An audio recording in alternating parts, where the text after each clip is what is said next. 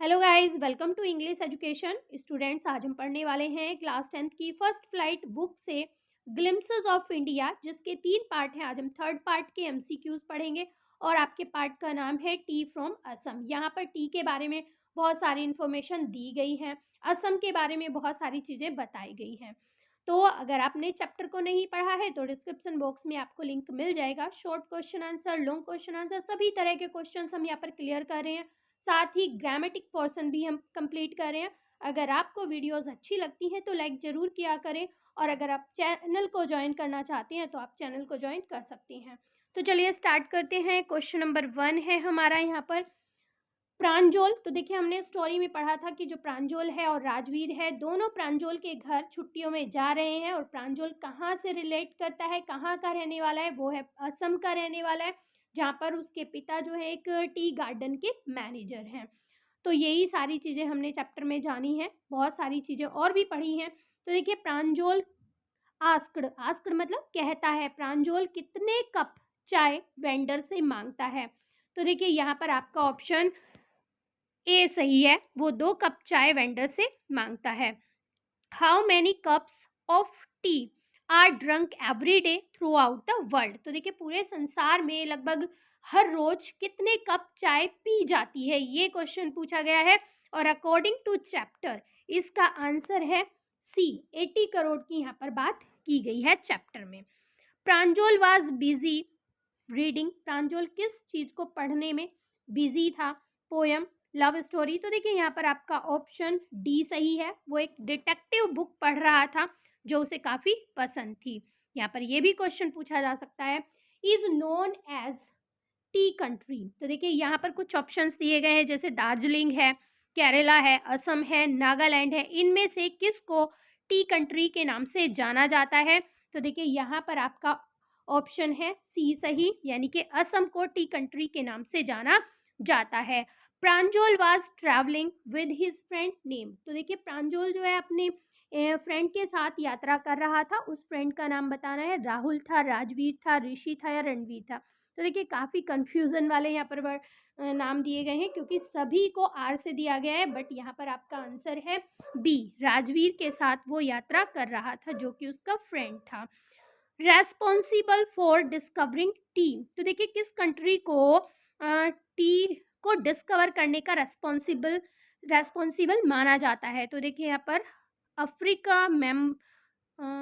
हाँ, अफ्रीका के एम्परर को, ऑल साइंटिस्ट को। तो यहाँ पर कंट्री नहीं आएगा, यहाँ पर आपका थोड़ा क्वेश्चन मिस है। तो देखिए, रेस्पॉन्सिबल किसको माना जाता है, ये पूछा गया है। तो देखिए, यहाँ पर आपका ऑप्शन सी सही है, चाइनीज एम्परर को रेस्पॉन्सिबल माना जाता है कि उन्होंने डिस्कवरी की थी टी की। टी वाज, हमने स्टोरी में पढ़ा था कि वो जो है, उन्हें आदत थी कि वो बॉइलिंग वाटर पीते थे। और एक दिन वो जब पानी को बॉयल कर रहे थे, तो जहाँ पर उन्होंने लकड़ियाँ जो जला रखी थी, उसकी ही कुछ पत्तियाँ उस पानी में गिर जाती हैं और उसमें टी का फ्लेवर आ जाता है। तो ये था। तो यहाँ पर चाइनीज एम्परर की बात की गई है।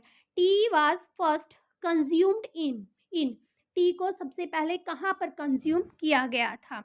तो देखिए, यहाँ पर जापान, चाइना, इंडिया, लंदन। तो देखिए, यहाँ पर आपका ऑप्शन बी सही है, चाइना में कंज्यूम किया गया था। Bodhidharma cut his eyelids, यहाँ पर आएगा आपका ऑप्शन आईलिड्स। तो देखिए, Bodhidharma cut his eyelids because it was creating disturbance during meditation. जब वो मेडिटेशन करते थे तो जो आईलिड्स थी वो उन्हें काफ़ी ज़्यादा डिस्टर्ब करती थी, उनकी वजह से उन्हें नींद आ जाती थी, तो उन्होंने अपनी आईलिड्स को कट कर दिया था।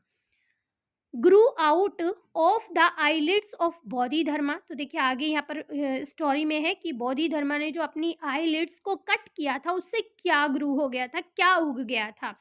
बोधि ट्री ग्रो हो गया था, न्यू आईलिड्स ग्रो हो गई थी, टी प्लांट्स ग्रो हो गई थी, या लॉन्ग हेयर? तो देखिए, यहाँ पर आपका ऑप्शन सी सही है। कहा जाता है कि उनकी आईलिड्स से टी प्लांट्स जो है वो ग्रो हो गए थे। Tea was introduced to Europe in the century. तो देखिए, यहाँ पर पूछा गया है किस सेंचुरी में यूरोप में टी को इंट्रोड्यूस किया गया? तो देखिए, यहाँ पर आपका ऑप्शन ए सही है, 16th century. Dhakai Beri tea estate was managed by, तो देखिए यहाँ पर इस जगह का नाम दिया गया है और पूछा गया है कि इसे कौन मैनेज करता था, किसके द्वारा ये मैनेज किया जाता था। तो क्या वो राजवीर के पिता थे, प्रांजोल का ब्रदर था, प्रांजोल के पिता थे, या प्रांजोल हिमसेल्फ। तो देखिए यहाँ पर आपका ऑप्शन सी सही है, Pranjol's father was managed this estate. ठीक है। Were waiting for Pranjol and Rajveer at platform, तो देखिए कौन यहाँ पर पूछा गया है कि कौन प्रांजोल का और राजवीर का वेट कर रहा था प्लेटफॉर्म पर, राजवीर पेरेंट्स। तो देखिए यहाँ पर आपका ऑप्शन सी सही है, प्रांजोल के पेरेंट्स उन दोनों का इंतजार प्लेटफॉर्म पर कर रहे थे। The train reached eight, train कहाँ पर पहुँचती है, ट्रेन पहुँचती है यहाँ पर आपका ऑप्शन बी सही है, मैरिनी जंक्शन पर पहुँचती है, वहीं से वो उन्हें लेते हैं। Group of tea pluckers are carrying on their backs, तो देखिए जो ग्रुप था टी प्लकर्स का, यहाँ पर थोड़ी स्पेलिंग मिस्टेक है, प्लकर्स है यहाँ पर, group of tea pluckers are carrying on their backs, वो अपनी कमर पर क्या लिए हुए थे, बैम्बो बास्केट वो यहाँ पर लिए हुए थे। तो यहाँ पर आपका ऑप्शन ए सही है, उन्होंने बैम्बो बास्केट अपनी कमर पर ले रखी थी जिसमें वो टी को प्लग करके रख रहे थे। Surname of Pranjol was, Pranjol का सरनेम पूछा गया है यहाँ पर। तो देखिए यहाँ पर ऑप्शन दिए गए हैं मित्रा, सेन, बरुआ और दत्ता। तो देखिए यहाँ पर भी आपका ऑप्शन सी सही है, प्रांजोल का पूरा नाम था Pranjol Barua.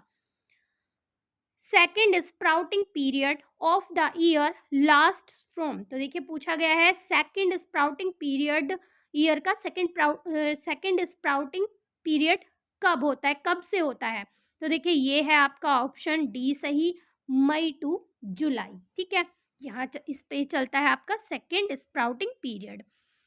That was the sprouting period of the year when they visited tea garden, तो देखिए जब वो कहा गया है, प्रांजल और राजवीर की यहाँ पर बात की जा रही है, जब वो टी गार्डन में विजिट करने गए, वहाँ पर गए, तो कौन सा स्प्राउटिंग पीरियड उस समय पर चल रहा था। तो देखिए ये है आपका ऑप्शन ए सही, सेकेंड स्प्राउटिंग पीरियड जो है उस समय पर चल रहा था। तो देखिए यहीं पर आपके सभी क्वेश्चंस होते हैं कंप्लीट। आई होप सभी आपको अच्छे से समझ में आ गए होंगे।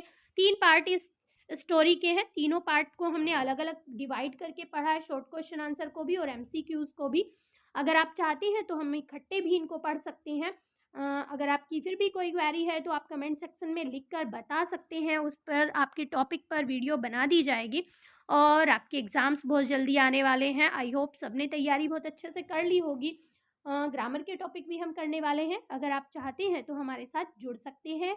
तो मिलते हैं अपने नेक्स्ट टॉपिक में, तब तक के लिए bye bye and take care.